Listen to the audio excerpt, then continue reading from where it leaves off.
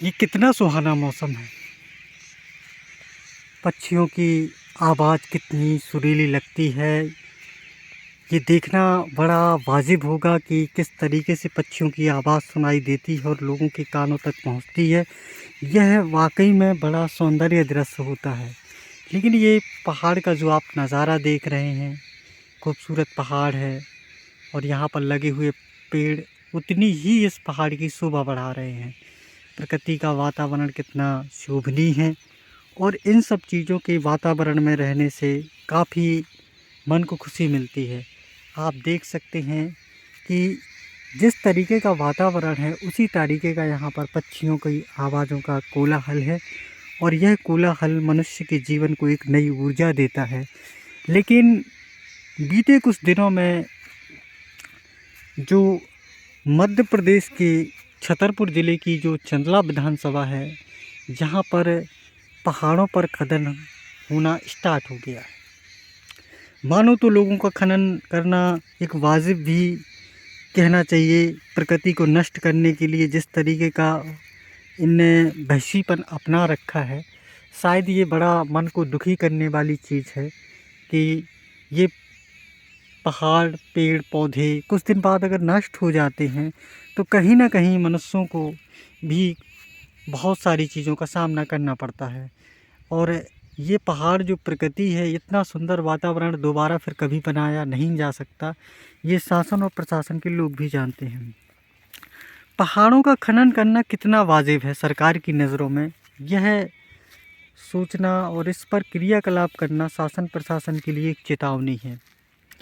जैसे मध्य प्रदेश सरकार के अभी विधानसभा चुनाव हुए हैं। विधानसभा चुनाव में जो भी सरकार चुनकर आती है, उस सरकार से हम यही कहना चाहेंगे कि अगर आपको प्रकृति की रक्षा करनी है तो इन पेड़ पौधों और पहाड़ों की रक्षा करना आपका कर्तव्य है। और ये कर्तव्य अगर आप करेंगे तो शायद किसानों की फसलें नहीं सूखेंगी। लेकिन यहाँ मैं आपको ये भी चीज़ें दिखा दूँगा कि यहाँ बहुत सारे खेत हैं जिन पर फसलें नहीं उगी हैं। किसान कितना दुखी है, उसका रीज़न फैक्ट यही है कि पहाड़, पेड़ पौधे जो ये खनन माफिया ख़त्म करने का प्रयास कर रहे हैं, इन्हीं के प्रयास से कहीं ना कहीं इनको एक ऊर्जा मिलती है कि अगर ये हम खनन करके पेड़ पौधे समाप्त कर देंगे तो किसान की बेसिकली मृत्यु कर देंगे। क्योंकि बारिश का पानी अगर खेतों पे नहीं जाएगा तो किसान की फसल होना नामुमकिन है। किसान की अगर वो ट्यूबवेल का भी उपयोग करता है तो पानी उस स्तर पे नहीं मिलेगा, क्योंकि पानी का जो स्तर है बहुत नीचे चला गया है। और मैं आपको एक खेत का नज़ारा भी दिखाऊंगा कि पूरी फसल का जो उगी ही नहीं पाई है, बोई गई है लेकिन उग नहीं पाई है। और ये मैं दिखाने का आपको प्रयास कर रहा हूँ कि किसान के मंजर जिस तरीके के व्यतीत हो रहे हैं उससे कितना दुखी है। मैं आपको इसी कड़ी में आपको पूरा खेत दिखाऊंगा। ये खेत है, आप देख सकते हैं तस्वीरों पे कि ये स्पष्ट खेत, पूरा खेत खाली खेत पड़ा हुआ है। और मैं नज़दीक से आपको दिखाने का प्रयास करता हूँ कि देखिए ये खेत, पूरा खेत, एक भी फसल नहीं उगी है। काफ़ी बड़ा खेत है लेकिन किसान की मजबूरी यही है कि क्या करें, हम कर भी क्या सकते हैं। शासन प्रशासन के आगे शायद किसान नतमस्तक है। और ये देखना भी, किसान की समस्या को शासन प्रशासन नहीं लेता है, नहीं देखता है। और ये पहाड़ों के खनन करने का जो प्रयास शासन प्रशासन कर रही है तो कितना वाजिब है ये तो आप लोग भी जानते हैं। ये कितना नुकसान करेगा ये सारे लोगों को पता है। मैं आपको बता दूं कि ये बारीगढ़ का गौड़ बाबा का पहाड़ है। यहाँ पर बहुत पुराना उनका मंदिर भी बना हुआ है, ये आप देख सकते हैं। ये तस्वीर में आपको दिखाऊंगा कि ये चोटी वाला जो सिरा है, यहाँ पर सबसे ऊपर उनका मंदिर बना हुआ है। यहाँ पर आप देख सकते हैं तस्वीरों में कि यहाँ पर उनका मंदिर बना हुआ है। काफ़ी रोचक मंदिर है और यहाँ की बड़ी मान्यता भी है। लेकिन शासन प्रशासन ने जिस तरीके से इन पहाड़ों का ठेका कर दिया है, लीज पर दे दिया है, इनसे कहीं ना कहीं प्रकृति को तो नुकसान है ही, आम आदमी और किसान को भी बड़ा नुकसान है। इसके मायने समझते हैं आप।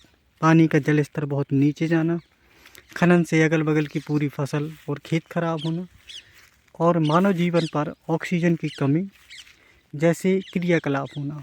आपने कोरोना जैसा टाइम भी देखा होगा।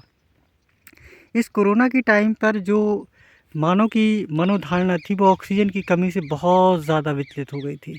लेकिन सरकार को सोचना चाहिए कि इन हरे भरे लाखों की तादाद पर ये पेड़ लगे हैं, इनको अगर नष्ट करेंगे तो कितना प्रकृति का वातावरण दूषित होगा और किस तरीके का यह मंजर होगा, ये तो आप इन तस्वीरों पे भी स्पष्ट रूप से देखते हैं। मैं बता दूं कि ये जो खसरा नंबर है ये 182 है, सॉरी खसरा नंबर जो ये है, ये मेरी समझ से शायद इसका क्लियर जानकारी नहीं है, क्योंकि मैं आपको क्लियर जानकारी तो एग्जिट देख कर ही बता सकता हूँ।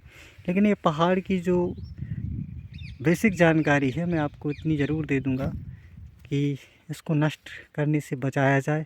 और शासन प्रशासन की तक अगर मेरी आवाज़ पहुँचती है तो मैं चाहूँगा कि इन पहाड़ों को खनन करने से बचाए। और यहाँ के जनप्रतिनिधि जो भी चुनकर आते हैं, क्योंकि मध्य प्रदेश विधानसभा का भी चुनाव जो हुआ था 17 नवंबर को वोटिंग हुई थी, और वोटिंग के बाद जो भी यहाँ के जनप्रतिनिधि जीत कर आते हैं तो मैं उनसे आग्रह करूँगा कि पहाड़ों को बेसिकली और लगे वहाँ पेड़ पौधों को नष्ट ना किया जाए।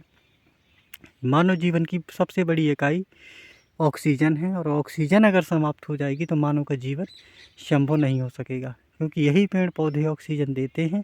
और अगर यही नष्ट हो गए तो कहीं ना कहीं मानव को एक बहुत बड़ी क्षति होगी।